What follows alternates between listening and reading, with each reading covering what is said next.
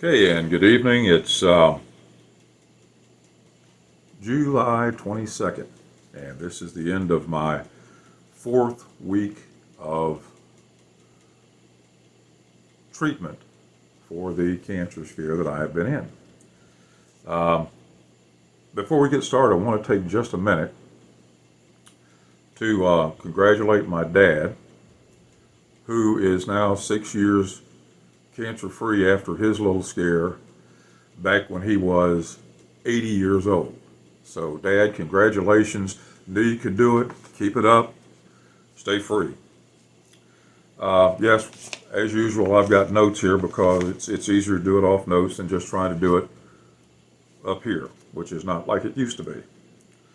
So, we'll begin by stating the obvious, the tote board challenge.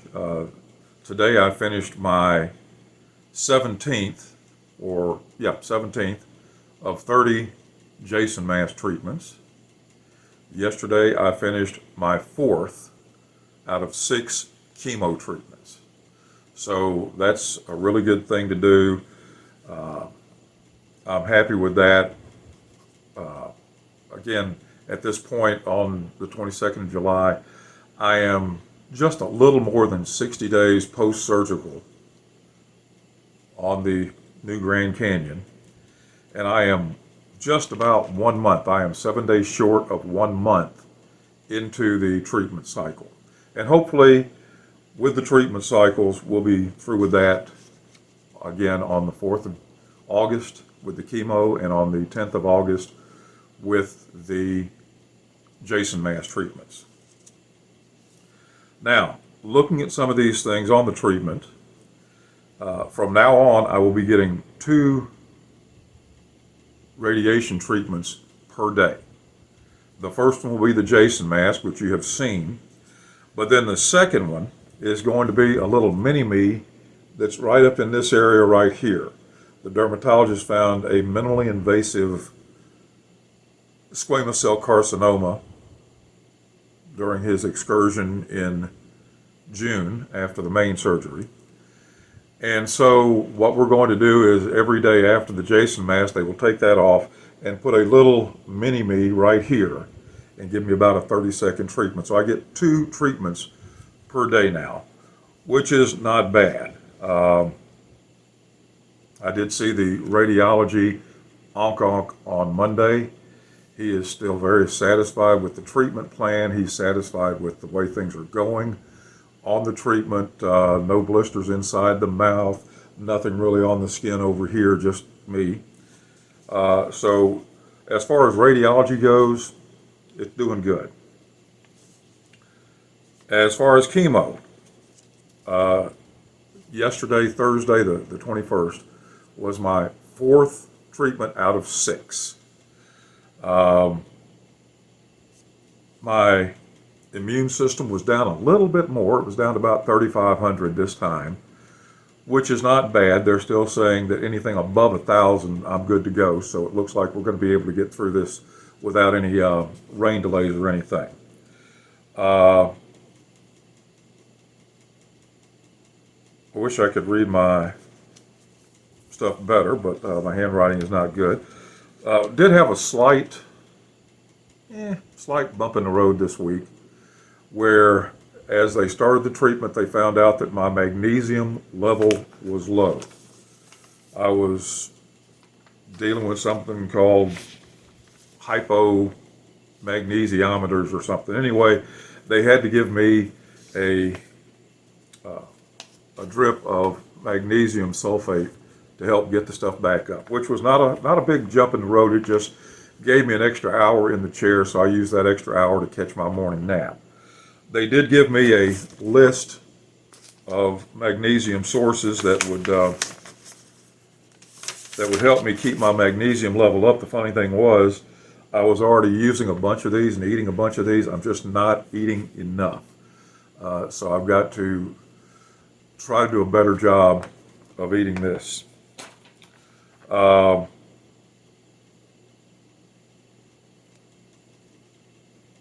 This is normal, having a magnesium drop is normal. It's part of the process. I guess I'm fortunate that I'm not having it worse because I'm only getting about 40% of a normal chemotherapy treatment. Normally it's 1,000 milligrams per body mass squared. I'm getting 40 milligrams, I'm sorry, 100 milligrams per body mass squared. That's normal. I am getting 40 milligrams per body mass squared. So this is normal. They did say I need to try to eat more protein to keep my immune system up. I'm already eating the right foods again for the proteins. I have just got to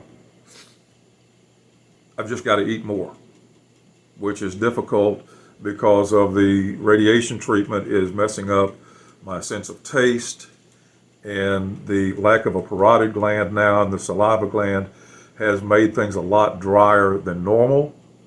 Therefore, it's more difficult to eat. Like I've told people, Lay's lied. I can just eat one Lay's potato chip these days. So, weight loss this week, I am down to a total, I'm down to 252. So I've lost about 5 pounds this week. That's the bad news. The good news is I can finally wear my university class ring for the first time in 35 years. So, mas or menos. I'm still above the level where they have set for me to stay above to avoid a feeding tube.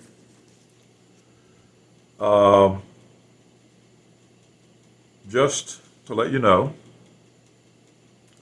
because I've finished 4 weeks of treatment, and the doctors have said this is where my immune system would really start to suffer. I'm going into self-imposed exile for pretty much the rest of treatment. So to make sure that I don't catch a cold, or I don't catch the flu, or I don't catch the COVID, I'm not worried about the COVID. I mean, hey, I got cancer, right? One C is going to get me, the other one won't. So, I'm going to stay in for the remainder of my treatment, which is only about another 12 days, believe it or not. It's been that long already. Talking about food, it sucks. And if you know me, the fat man, you know I love food. Everything that I drink tastes like water, whether it's a carbonated drink, whether it's lemonade, grape juice, tea, coffee. It just tastes like water, and not like the good water. It tastes like water that's been left out overnight and has no flavor to it. I'll have to get used to that. They're saying it may or may not ever, the taste may or may not ever return.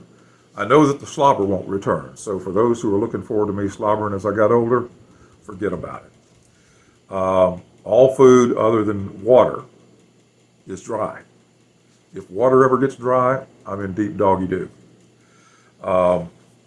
Again, I try to pick foods that are moister, not moisture, but moister than others, so that it will at least semi-stay like food should be. Actually, the way things are going right now, eating a lot of potatoes, fruits and vegetables, tomatoes, black-eyed peas, I'm feeling like I'm becoming a vegan. But we're hoping that won't last very long because, well, I'm not the vegan kind of guy.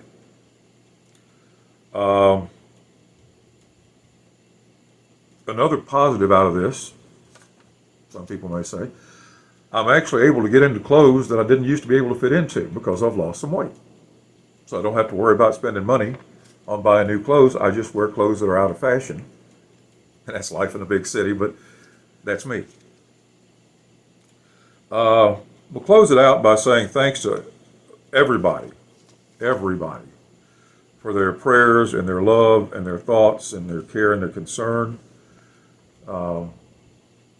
It's amazing the number of people who have reached out.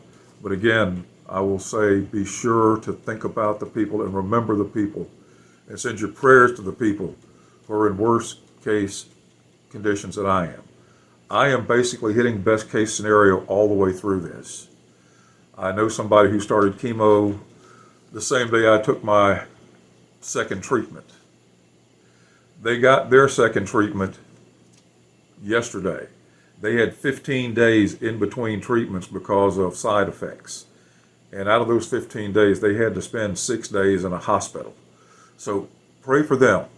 Me, I'm just dealing with me. These folks are having to deal with other issues, and they need thoughts and prayers and care and concern and love a whole lot more than I do right now. That doesn't mean I don't appreciate it. I do appreciate it, and thank you. I want you to know that this means a lot to me. And when I get over this, and even before I get over this, if anybody needs anything, you pick up the phone, you call me, you text me, you send me an email, whatever. And if it's possible for me to do anything about it, I will do it. I'll close it out now because I realize I've been going too long. I'll just close it out and remind you that this is treatable and beatable. And truth be known, I am being treated and beated right now because I am starting to feel the effects of long-term radiation. So now I know how the spacemen feel and know how they felt in the movie The Day After. Fortunately, my hair is not falling out that bad, and I've had no problems with my teeth or anything. So treatable and beatable, and refuse to lose. Don't give in. Fight it with every breath that you've got, because you can beat it, and I will beat it too. Thanks for everything, and we'll have something else next week.